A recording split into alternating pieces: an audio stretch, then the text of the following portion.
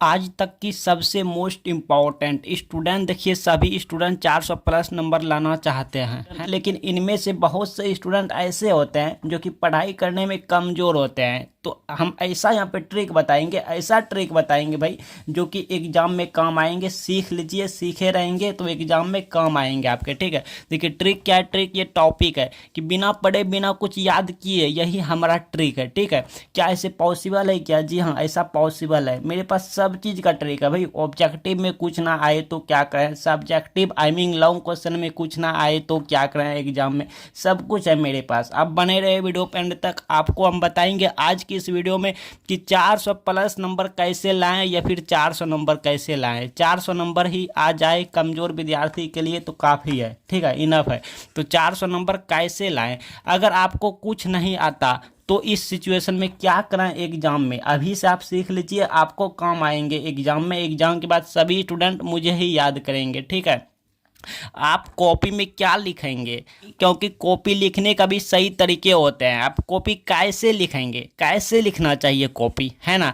तो कॉपी में क्या लिखेंगे, कॉपी कैसे लिखें, अगर कुछ नहीं आए एग्जाम में क्या करें, कमज़ोर स्टूडेंट के लिए ये सब सवाल होते हैं। तो आज की ये वीडियो मोस्ट इंपॉर्टेंट है, पूरी जानकारी मिलेंगे आपको इस वीडियो में। आप इस वीडियो को पूरी देख के जाइए एक बार। देखिए, अगर आप इस वीडियो पे क्लिक कर दिया है तो इस वीडियो को पूरी देख के जाइए, क्योंकि ये वीडियो आपको 400 नंबर दिला के रहेंगे। तो चलिए सब कुछ बताते हैं, लेकिन उससे पहले मेरा फर्ज क्या है आप जान लीजिए। देखिए मेरा काम क्या है, मेरा काम है प्यासे को पानी देना, है ना, भूखे को दाना देना, आई मीन खाना देना, और डूबते को रस्सी देके उन्हें बाहर खींचना भाई, है ना, डूबते को रस्सी देके उन्हें बाहर खींचना। और कमजोर से कमजोर विद्यार्थी को भाई, कमजोर से कमजोर विद्यार्थी को सुसाइड करने से बचाना, है ना, उन्हें फेल होने से बचाना। एग्जाम में वो फेल हो जाए ये मैं नहीं चाहता, ये मेरा काम बचाना है। इसलिए हम ऐसा वीडियो ला रहे हैं ताकि कमज़ोर से कमज़ोर विद्यार्थी भी पास हो जाए।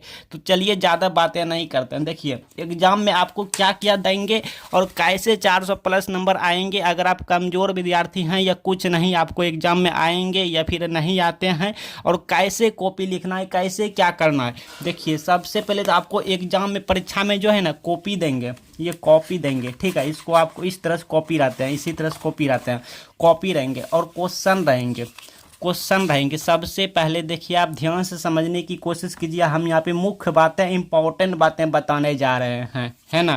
क्वेश्चन पेपर रहेंगे और ये हमारा आंसर शीट रहेंगे। ठीक है, कॉपी रहेंगे। अब आपको करना क्या है, अब इनमें से आपको जो भी प्रश्न का आंसर आपको आता है, जो भी प्रश्न का उत्तर आपको आता है, उन्हें कॉपी के शुरुआती 1 से 3 पेज, 1 पेज 2 पेज 3 पेज, शुरुआती 1 से 3 पेज में लिखना है। ठीक है, कैसे लिखना है तो कुछ इस तरीके से लिखना है, लाइक कुछ इस तरीके से। यहाँ देखिए खंड ब है तो खंड ब, लघुत्तरीय प्रश्न जो भी है। ठीक है, प्रश्न संख्या 1 है तो 1, यहाँ पे डॉट डॉट देंगे इस तरह से। 2 अंक स्तरीय प्रश्न, उत्तर लिख के यहाँ पे आवेश संरक्षण का सिद्धांत, यह हमारा क्वेश्चन, इस तरह लिख देंगे और यहाँ पे हम उत्तर लिखेंगे। ठीक है, और यहाँ पे इस तरह से लिखेंगे। लेकिन जो जानते हैं उन्हें तो लिख देंगे, लेकिन जो नहीं जानते हैं उनका क्या करेंगे, तो देखिए ध्यान से सीखिए। तो चलिए अब मान लीजिए इन प्रश्न में से बहुत से प्रश्न ऐसे हैं जिनका उत्तर आपको नहीं पता, तो उनको क्या करें। लेकिन उससे पहले जो जो प्रश्न का उत्तर आप लिखे हैं कॉपी के शुरुआती 1 से 3 पेज में, तो उनमें से अगर बाय चांस कोई शब्द गलती हो जाए लिखते टाइम, जैसे मान लीजिए आपने बहुत से क्वेश्चन लिखा, जैसे मान लीजिए इसी को, ठीक है, इसी को देखिए आपको हम समझा रहे हैं, आप ध्यान से समझने की कोशिश कीजिए। आप इस प्रश्न का उत्तर लिखें तो आप बहुत से लिख दिए या लिख रहे हैं, मतलब लिखते टाइम आप लिख रहे हैं, तो लिखते टाइम अगर आपका कोई शब्द गलती हो जाए, ठीक है, तो ज़्यादा शब्दों के भीड़ में गलती हुए हैं, आई मीन आप इतना से इतना लिख लिया, तो ज़्यादा शब्दों के भीड़ में अगर गलती हुए हैं तो उन्हें कुछ नहीं करना है, छोड़ देना है। मतलब ये कि अगर शुरुआती और लास्ट में अगर गलती नहीं हुए हैं, बीच में कहीं गलती हुए हैं, तो उसे कुछ नहीं करना भाई, छोड़ देना है, जैसे है वैसे रहने देना है। ठीक है, लेकिन क्योंकि एग्जामिनर उतना भी ध्यान से कॉपी चेक नहीं करते हैं, लेकिन अगर शुरुआती में या लास्ट में कहीं कोई वर्ड गलती हुए हैं तो आपको सिर्फ इस तरह से, देखिए ध्यान से देखिए, आपको इस तरह से एक बार कट करना है। ठीक है, इस तरह से कट करना है, ना कि ज़्यादा ओवर राइटिंग ऐसे गिजमिज कर देना है, ऐसा आपको नहीं करना है, ये गलत गलत तरीका है और ये सही तरीका है कट करने का, ठीक है। तो देखिए, ट्रिक बताने से पहले आपको हम बता दूं कि अगर आपका हैंडराइटिंग अच्छा नहीं है और आपको एग्जाम में साफ साफ लिखना है, ठीक है, तो इसके लिए आप क्या करेंगे, अगर आपका हैंडराइटिंग खराब है तो आपको शब्द को एक एक पेन की दूरी पर लिखते जाना है। जैसे देखिए, आवेश और को के बीच एक पेन की दूरी है, को और ना के बीच एक पेन की दूरी है, मतलब स्पेस है, ना और तो के बीच एक पेन की स्पेस है, स्पेस है, स्पेस है। तो इसी तरह आपको प्रत्येक वर्ड लिखते टाइम आपको एक पेन की दूरी बना के शब्द को लिखते जाना है, एक पेन की स्पेस बना के शब्द को लिखते जाना है। तो ऐसे में आपका हैंडराइटिंग अच्छे दिखेंगे, आप खुद देख सकते हैं। ये हैंडराइटिंग उतना भी अच्छा नहीं है, लेकिन एक पेन की दूरी पर वर्ड को लिखते गया है ना, तो देखने में अच्छा लग रहे हैं। तो चलिए, अब ट्रिक स्टार्ट हो गए हैं। आप वीडियो को ध्यान से देखिएगा और पूरी देखिएगा, एंड तक देखिएगा, लास्ट तक देखिएगा, ट्रिक समझ लीजिए, ठीक है। देखिए, मान लीजिए इन क्वेश्चन में से बहुत से क्वेश्चन ऐसे हैं, चाहे आपका क्वेश्चन पेपर जैसा हो और क्वेश्चन जो भी हो, ठीक है, इन सभी में ये ट्रिक आप लागू कर सकते हैं। तो अब जो प्रश्न का आंसर नहीं आता है, जिसे मान लीजिए हमको 12 नंबर नहीं आता है, डीएनए बहुरूपता से आप क्या समझते हैं, लाइक आपके पास जैसा भी क्वेश्चन क्यों ना हो, अगर आपको नहीं आता है तो क्या करना है, देखिए ध्यान से देखिए, ट्रिक को सीखिए।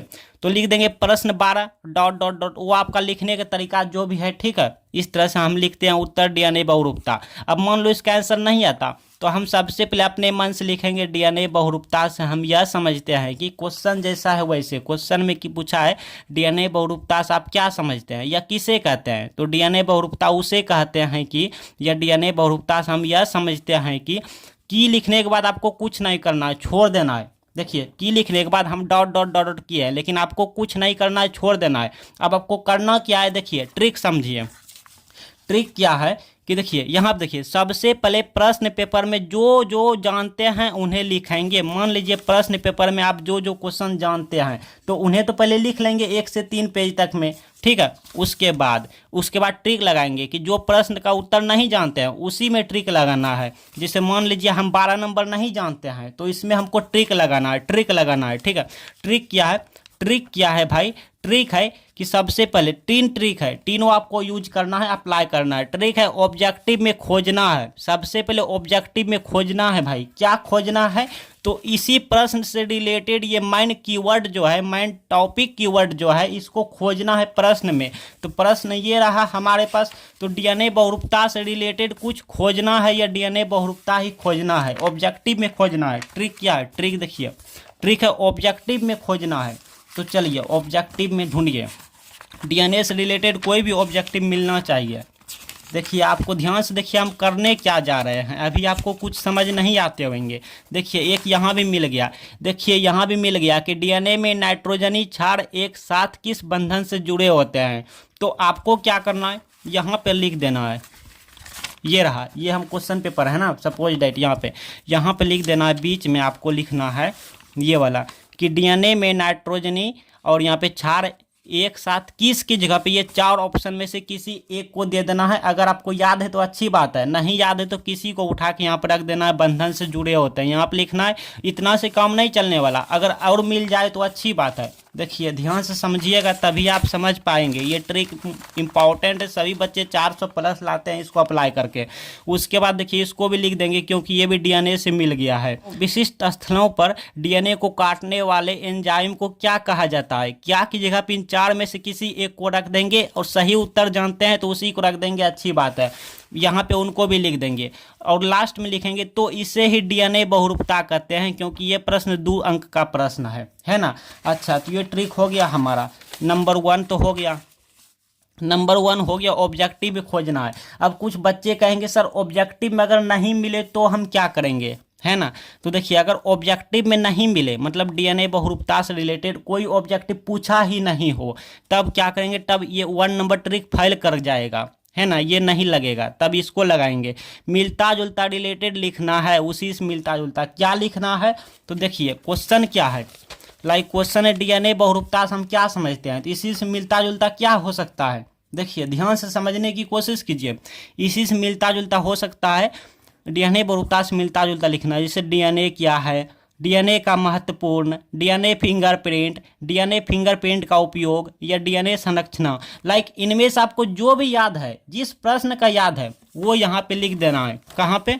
यहाँ पे, यहाँ पे लिख देना है ना, यहाँ पे लिख देना है। अच्छा, अगर आपको मिलता जुलता याद नहीं है, मतलब कुछ भी याद नहीं है, देखिए ये ट्रिक, मान लीजिए आपको सपोज दैट मिलता जुलता भी रिलेटेड आपको याद नहीं है, तो आई मीन कुछ भी याद नहीं है, कुछ भी ना आए, उस प्रश्न से रिलेटेड कुछ भी नहीं आए, तब किसी दूसरे प्रश्न का उत्तर वहाँ पे लिखना है। लेकिन सादा पेज, खाली पेज आपको नहीं छोड़ना है, ठीक है। बिकॉज एग्जामिनर खुद कहता है कि बच्चे के कॉपी में कुछ ना कुछ लिखा रहना चाहिए, खाली पेज, सादा पेज नहीं होनी चाहिए। आखिर बच्चे के कॉपी में कुछ ना कुछ लिखे रहेंगे तभी तो हमें नंबर देने में बनेंगे ना, ऐसा एग्जामिनर कहता है। तो एग्जामिनर खुद चाहता है कि बच्चे की कॉपी में कुछ ना कुछ लिखी होनी चाहिए जिससे मुझे नंबर देने में बने।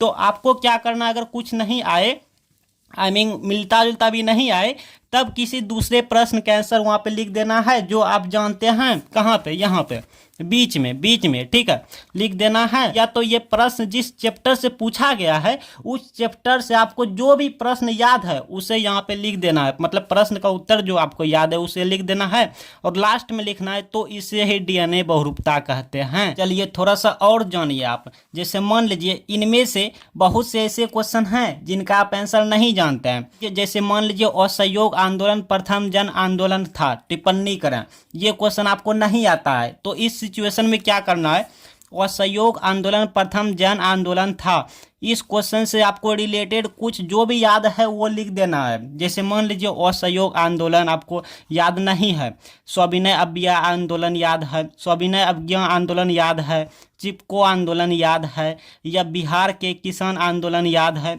लाइक कोई भी आंदोलन आपको याद है लिख देना है, खाली लेकिन नहीं छोड़ना है, मतलब छूट के नहीं जाना चाहिए। भारतीय राष्ट्रीय आंदोलन आपको याद है, सूचना अधिकार आंदोलन आपको याद है, यूनानी स्वतंत्रता आंदोलन आपको याद है, तो लिख देना है। आपको जो भी आंदोलन याद है वो लिख देना है। कैसे लिखना है आपको हमने बताया, इसमें लिख देना है, बीच में लिख देना है, ठीक है। आप अब बात करते हैं अगर ऑब्जेक्टिव में कुछ नहीं आए तो क्या करें, कैसे सही होगा ऑब्जेक्टिव, है ना। सबके सब ऑब्जेक्टिव सही हो जाएंगे, ऐसा ट्रिक निकाल दिया है।